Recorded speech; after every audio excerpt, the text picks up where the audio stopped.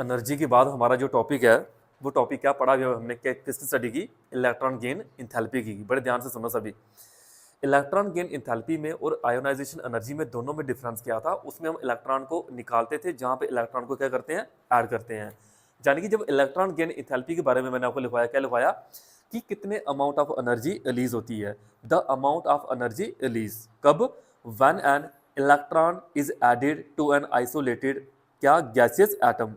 उसमें मैंने लिखवाया था कि इलेक्ट्रॉन को क्या करना है? निकालना है। When an electron is remove from an isolated gaseous atom में से अगर हम इलेक्ट्रॉन को निकालते हैं तो आयोनाइजेशन एनर्जी का नाम दिया था।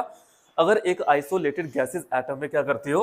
अगर इलेक्ट्रॉन को आप ऐड करते हो, इलेक्ट्रॉन को अगर ऐड करते हो उससे जो एनाइन बनता है that is the electron gain enthalpy.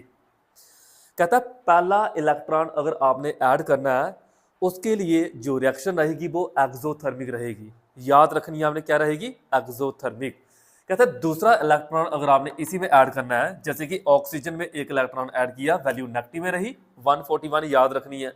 दूसरा इलेक्ट्रॉन जब आप इसी ऑक्सीजन में ऐड करोगे O2 नेगेटिव बनेगा, यानी कि नेगेटिव में आपने एक और इलेक्ट्रॉन ऐड करना है तो क्या एनर्जी? वहां पे एनर्जी लगाना पड़ती है, सप्लाई करना पड़ती है एनर्जी। क्योंकि मैंने एग्जांपल दी, जैसे कोई बच्चे क्लास में आना नहीं चाहते हैं, मान लो आप लोगों को डांट पड़ रही है, बाहर से बच्चे देख रहे हैं कि आप बच्चों को डांट पड़ रही है और बाहर से बच्चे अंदर आना नहीं चाहते हैं। वो कहते हैं कि अंदर तो डांट पड़ रही है, यानी कि उनको जब अंदर लाना होगा बाहर से किसी को एनर्जी लगाना पड़ेगी, उनके पेरेंट्स को एनर्जी लगाना पड़ेगी। भाई तो आप बाहर क्यों खड़े हो, चलो अंदर, यानी कि एनर्जी लगा रहे हैं। तो तब आंसर क्या आएगा? पॉजिटिव में आएगा। जब जहां पे डायरेक्ट इलेक्ट्रॉन को ऐड कर रहे हैं उस टाइम जो एनर्जी होती है that is the negative energy. और दोनों को हमने क्या किया? ओ नेगेटिव क्या हुए? कैंसिल, एक और एक दो, और जहां पे ये क्या हुआ? O2 नेगेटिव जहां पे लिखा था, और टोटल एनर्जी 603 जहां पे लिखी हुई है। फिर फैक्टर की बात की, 3 फैक्टर मैंने आपको बताया। पहला था कौन सा? Effective nuclear charge. Effective nuclear charge के बढ़ने से जो इलेक्ट्रॉन गेन इंथैल्पी की वैल्यू होती है वो क्या होती है? नेगेटिव में आती है। वैल्यू कम होती है लेकिन आती क्या है? नेगेटिव में। एटॉमिक साइज और इलेक्ट्रॉन गेन इंथैल्पी का आपसे कोई पूछे क्या रिलेशन है, आप कहोगे जितना एटॉमिक साइज बढ़ता जाएगा, जैसे जैसे एक एटम का साइज बढ़ता जाएगा इलेक्ट्रॉन गेन इंथैल्पी की वैल्यू कम होती जाएगी। इलेक्ट्रॉन गेन इंथैल्पी की वैल्यू कम होती जाएगी साइज के बढ़ने से। इसके लिए मैंने एग्जांपल दी कि अगर कहीं पे बहुत बड़ा कोई सपोज करो इंस्टीट्यूट है, बहुत बड़ा स्कूल है, बच्चे कहते हैं वहां पे हमने जाना नहीं है, वहां पे एनवायरनमेंट कुछ और है, बहुत बड़ा है। वहां पे जहां कोई कहता कि भाई मेरे घर से बहुत डिस्टेंस है उस इंस्टीट्यूट तक पहुंचने के लिए, तो जाने कि वहां पे जब वो बच्चे जा नहीं रहे हैं तो हम कहेंगे इलेक्ट्रॉन गेन एंथैल्पी की वैल्यू वहां पे कम है। क्या वहां पे? कम। लेकिन जैसे कोई पास, आप कहो जो मेरा घर पास है, मैं जल्दी से इंस्टीट्यूट में आ सकता हूं, तब उसकी वैल्यू कम नहीं होगी, तब उसकी वैल्यू ज्यादा होगी, क्योंकि इलेक्ट्रॉन क्या हो रहे हैं? ऐड हो रहे हैं। फिर उसके बाद हम तीसरा फैक्टर पढ़ा इलेक्ट्रॉनिक कन्फिग्रेशन का। मैंने कहा ग्रुप 2 हो गया, ग्रुप 15 हो गया, ग्रुप 16 हो गया। जी ऐसे एलिमेंट है जिनकी इलेक्ट्रॉनिक कन्फिग्रेशन क्या रहती है? हाफ फिल या फुली फिल, हाफ फिल या फुली फिल। हाफ फिल और फुली फिल्ड में ये होता है कि उसमें इलेक्ट्रॉन को अगर ऐड करना होगा, क्योंकि स्टेबल होते हैं, इनमें अगर इलेक्ट्रॉन को ऐड करना होगा ऐड होंगे नहीं।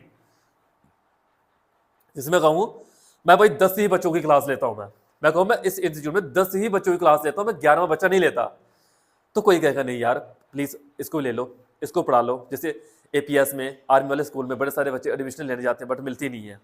कोई कहेगी नहीं स्टेबल, यानी कि मैं 10 बच्चों को लेना चाहता हूं, 10 बच्चों को पढ़ा के मैं बड़ा स्टेबल हूं।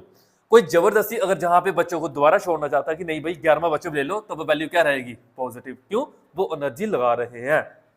क्लियर? क्या लगा रहे हैं? एनर्जी। इसी के लिए मैंने आपको एक रीजन लिखवाया, इंटर इलेक्ट्रॉनिक रिपल्शन। रीजन लिखवाया मैंने इंटर इलेक्ट्रॉनिक रिपल्शन का मतलब होता है कि इलेक्ट्रॉन इलेक्ट्रॉन के बीच रिपल्शन।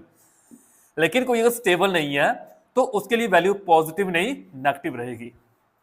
पॉजिटिव किसके लिए रहेगी? स्टेबल के लिए बस।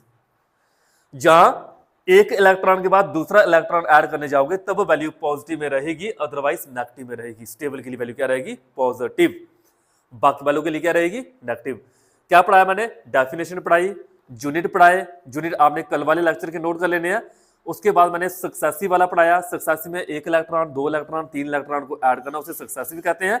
एग्जाम्पल के तौर पे ऑक्सीजन लिखवाया मैंने आपको, फैक्टर लिखवाया मैंने 3, effective, atomic size and electronic configuration के बारे में लिखवाया। ये आपको टिप्स पे होना चाहिए, जब कल क्लास पढ़ने आओ आपको टिप्स पे होना चाहिए कि हाँ भाई जे पढ़ा था हम इसको हम डायरेक्ट कर सकते हैं। वैल्यू याद रखने, CL की वैल्यू देखो इधर -349, BR की वैल्यू 328, ये याद रखना है कहाँ पे लेस कहाँ पे मोर आना है, ये सारा क्लियर किया मैंने। और electron gain enthalpy value positive की वजह से ज़्यादा, नेगेटिव वजह से कम, जेड इफेक्ट की वजह से वैल्यू ज़्यादा होती है, आपस में डायरेक्टली प्रोपोर्शन में होते हैं। ये चीज़ मैंने क्लियर की अभी। ये इतना सा क्वेश्चन है, बड़ा नहीं है, याद रखना है। करवाने को मैं आगे करवा दूँ, लेकिन उतना ही करो जितना आपके दिमाग में बैठ सकता है। ठीक है, करो उसको।